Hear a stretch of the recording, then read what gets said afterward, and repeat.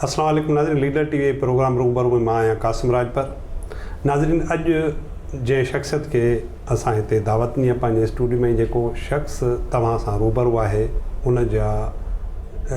उनजी सुञाणप हिकु लेखक जी, हिकु उस्ताद जी, पर सिंध जे हवाले सां हुनजा जेके वेझर में 3 किताब आया आहिनि, उहे न सिर्फ़ु पाकिस्तान पर पाकिस्तान खां ॿाहिरि तमामु घणो मशहूरु थिया आहिनि। हींअर हुननि जा मुख़्तलिफ़ ॿियनि ॿोलियुनि में, ख़ासि तौर ते उर्दू ऐं अंग्रेज़ी में बि तर्जुमा अचनि था। प्रोफेसर एजाज़ कुरैशी साहिबु, तव्हांजी महिरबानी। हाणे तव्हां सां ॻाल्हाइण लाइ 3-4 मौज़ू त मुंहिंजे ज़हन में आहिनि, पर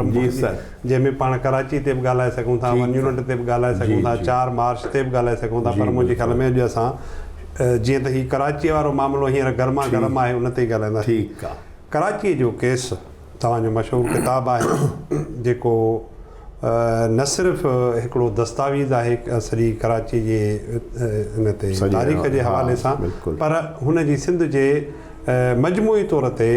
जेका सियासत आहे या जेका सिंध जे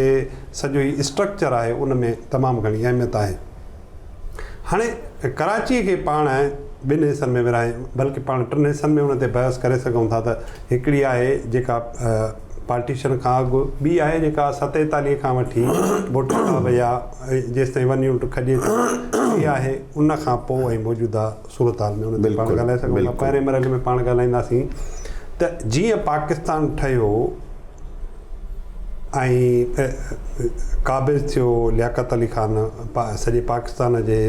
एडमिनिस्ट्रेशन ते या सॼी मजमूई सियासत या हुकूमत ते जंहिं नमूने सां हुन कब्ज़ो कयो, तव्हां छा था सम्झो क़ाइद आज़म मोहम्मद अली जनाह खां उते कहिड़े क़िस्म जी ग़लती तव्हांजे नज़र में थी, जंहिंजे करे कराची फौरी तौर ते ॼणो जेको तारीख़ी लिहाज़ खां सिंध जो हिसो हुई, उहा ॼणु खिसकंदी वई सिंध खां? साईं, हाणे गुज़ारिश ई आहे त जीअं पाकिस्तान ठहियो, हाणे तव्हां हिन में ॻाल्हि कई त हिकिड़ो त पाकिस्तान खां अॻु में कराची हैसियत तमामु वॾी सुठी हैसियत हुई ऐं रेवेन्यू बि जनरेट थींदो हो, ऐं जेको आहे लख खां 3 लख रुपया थींदो हो। उन ज़माने लख वॾी ॻाल्हि आहे, बिल्कुलु, त उहो रेवेन्यू ख़र्चु थींदो हो। ऐं जायूं, जॻहियूं, बिल्डिंगूं, जेके सिंधी हिंदू हुआ ॿाहिरि वेंदा हुआ, कमाए अची कराची में सीड़प कंदा, हिते इन्वेस्टमेंट, हैदराबाद, कराची, शिकारपुर, सक्कर, इहे वॾा वॾा शहर, पर कराची ते वधीक, कराची कैपिटल हुयो हिन जो। पोइ वरी अंग्रेज़ खणी थो वञे, अचे वरी 36 में असांखे वापसि थी मिले,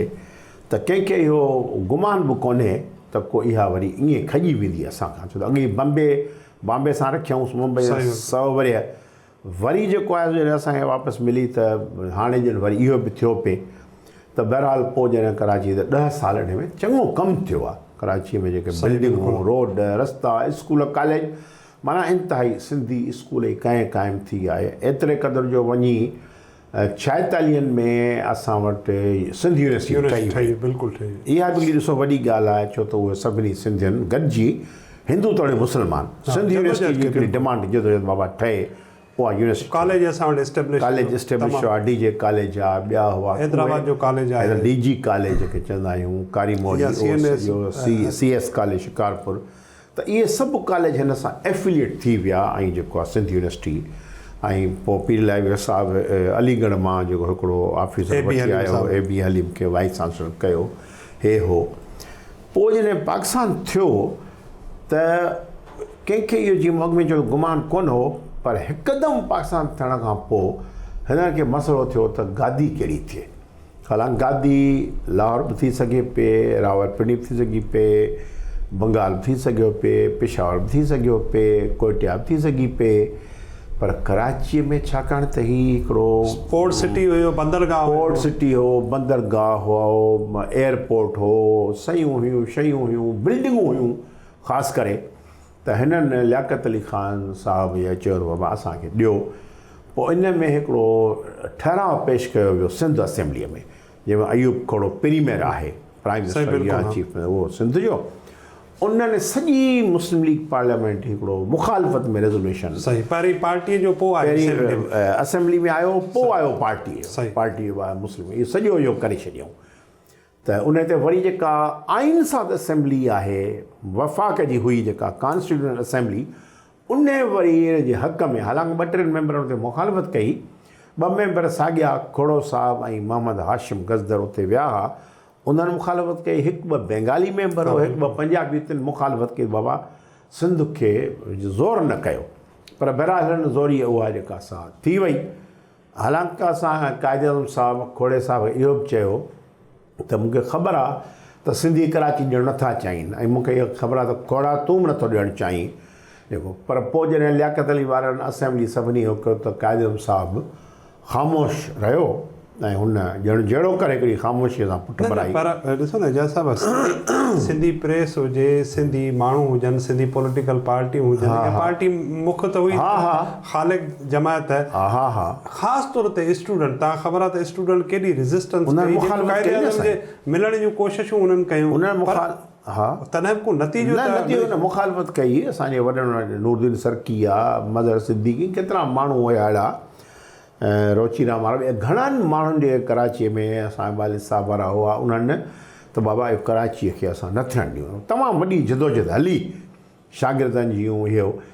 ॾिसो न हिननि छा कयो जो जॾहिं हीअ कयूं त हिननि पक ॾियारी लियाकत अली ख़ान, ग़ुलाम मोहम्मद ख़ान जेको फाइनेंस में गवर्नर जनरल थियो, दौलताना ऐं ॿियनि इहे जेके माण्हू हुआ जेके पंजाब जा आहिनि, बाबा असां तव्हां फ़िक्रु न करियो, तव्हांखे असां खीर नदियूं वहाए था ॾियूं सिंध में, उन में सिंध कराची में मिस्री बि तव्हांखे मिलाए था ॾियूं। तव्हां एॾो हुजे, तव्हां हींअर फिको खीर पिया पियो, तव्हां पोइ मिठो खीर पीअंदव। ऐं जेको आहे इहा ख़बर कान्हे त असां अचण सां 66 करोड़ ॾेई चुका हुआ। न अॼु पोइ ॾिसो न, हाणे चवंदा असां तव्हांखे कंपनसेशन ॾींदासूं इन 66 करोड़ जो, 66 करोड़ जो उन जेको आहे। त खोड़े साहिब खे चयो लियाकत अली ख़ान ऐं गवर्नर हुन जेको फाइनेंस मिनिस्टर ग़ुलाम मोहम्मद मलिक, त बाबा असांखे उधर ॾियो। हिन चयो उधर की असां पाण ई पिया हलूं, अलाए कीअं असां पैसा गॾु कया आहिनि। सॼो वफ़ाक़ पिया पालियो। वफ़ाक़ 30 करोड़ खोड़े साहिब खां साईं हिननि वरिता कर्ज़ु वरितऊं, अॼु ताईं उहे 30 करोड़ वापसि कोन थिया। साॻी रीत 1 यूनिट में हिते बि प्रीमियर अयूब खोड़ो साहिब हो, जॾहिं कराची तॾहिं मुखालफ़त कई, तॾहिं हीरो हुयो, तॾहिं हीरो हो। 1 यूनिट में हुन वरी 1 यूनिट जी फेवर कई, ज़ीरो हुयो, ज़ीरो थी वियो। तॾहिं बि हुन वरी 30 करोड़ ॿिया कढी ॾिना, कुल मिलाए 66 करोड़ 60 या 66 करोड़ असांजा उहे अॼु ताईं वापसि न मिलिया। चयूं तव्हांखे असां भरे था ॾियूं, जायूं तव्हांखे ॾींदासूं। साईं असेंबली NJV में वञी हली वई, बैरकुनि में सिंध सेक्रेटरीट वई हली, उहा थी पछाड़ी। इहो लियाकत अली ख़ान साहिब जी तक़रीर अथव जेका डॉक्टर हमीदा खोड़ो किताब में रिकॉर्डेड आहे त मिस्टर खोड़ो लीव कराची, वञो हलिया हितां, तव्हां वञी हैदराबाद ऐं ॿियनि वञी पंहिंजी कैपिटल ठाहियो, हितां निकिरो बहरहाल। ऐं इहो बि चयईंसि उते असेंबली में लियाकत अली ख़ान त सिंधियुनि खे ॿुधाए छॾियो त असांजो कल्चर आहे जेका असां लॾे आया आहियूं सकात, उहा तव्हां खां वधीक उत्तम आहे, सही सुपीरियर आहे। तंहिं ते सैयद अली अकबर शाह साहिबु हुयो मेहड़ वारो, उहो MP हो। तंहिं चयुसि लियाकत अली ख़ान साहिबु, इहा कहिड़ी ॻाल्हि थो करी, छाजो उत्तम आहियो तव्हां, असां घटि आहियूं छा? पोइ उहे जेके लफ़्ज़ कढिया विया असेंबली मां, एक्सपेंड कया, मिसारिया विया, स्पीकर खे चयो ख़ारिज कया विया। मतिलबु त अहिड़े नमूने सां हिननि इहो कयो त कराचीअ खे अहिड़े नमूने ट्रीट कयो वियो जो